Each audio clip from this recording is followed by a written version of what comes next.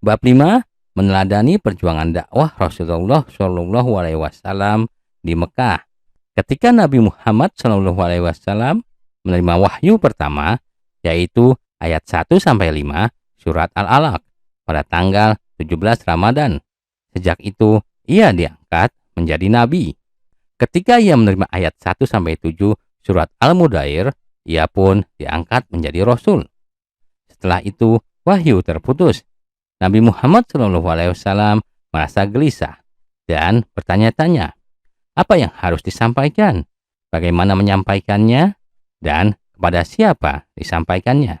Dalam kegelisahannya turunlah surat Ad-Duha. Pada awalnya Nabi SAW berdakwah secara rahasia dan hanya mengajak orang-orang terdekat saja. Orang pertama yang menerima dakwah Nabi adalah Khadijah, istrinya.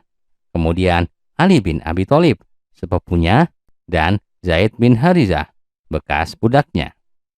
Sementara itu, lelaki dewasa yang pertama memeluk Islam adalah Abu Bakar bin Quhafah. Melalui ajakan Abu Bakar, beberapa orang menerima ajakannya, yaitu Utsman bin Affan, Abdurrahman bin Auf, Talhah bin Ubaidillah, Sa'ad bin Abi Waqqas, Jubair bin Awam. Setelah itu, Abu Ubaidah bin Jarrah dan beberapa penduduk Mekah turut pula menyatakan keislamannya dan menerima ajaran yang dibawa oleh Nabi Muhammad SAW. Kegiatan dakwah secara rahasia ini berlangsung selama 3 tahun. Setelah perintah Allah Subhanahu wa Ta'ala turun melalui surah Asy-Syura dan surat Al-Hijr, Nabi Muhammad SAW melakukan dakwah secara terang-terangan. Nabi Muhammad SAW mengumpulkan keluarganya di rumah. Setelah selesai makan, ia pun menyampaikan maksudnya.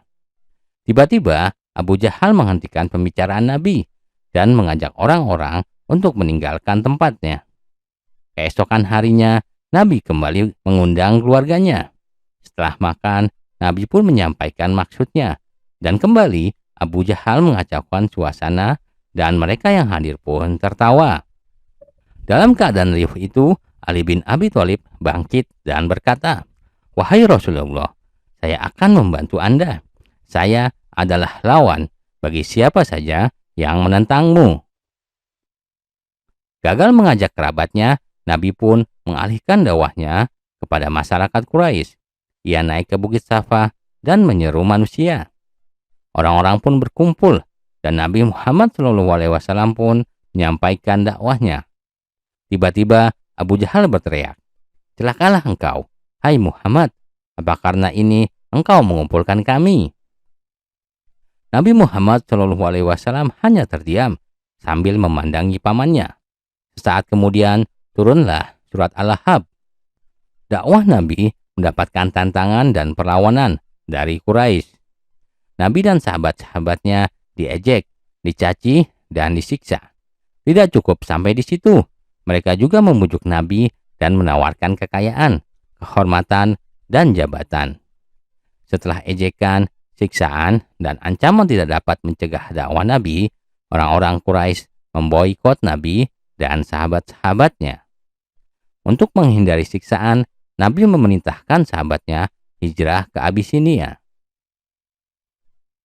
Setelah orang-orang Quraisy tidak mau menerima dakwah Nabi, ia pun mengalihkan dakwahnya kepada kabilah-kabilah Arab di luar Quraisy.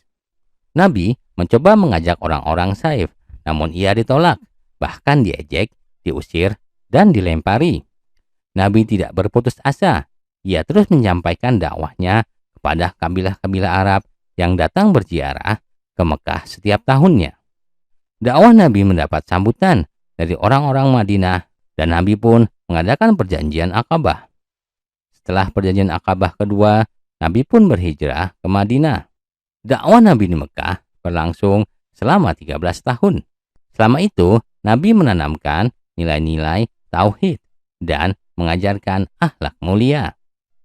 Nilai-nilai ketauhidan membuat Nabi dan sahabat-sahabatnya tangguh menghadapi berbagai kesulitan dan rintangan, serta tetap bersemangat menyampaikan kebenaran.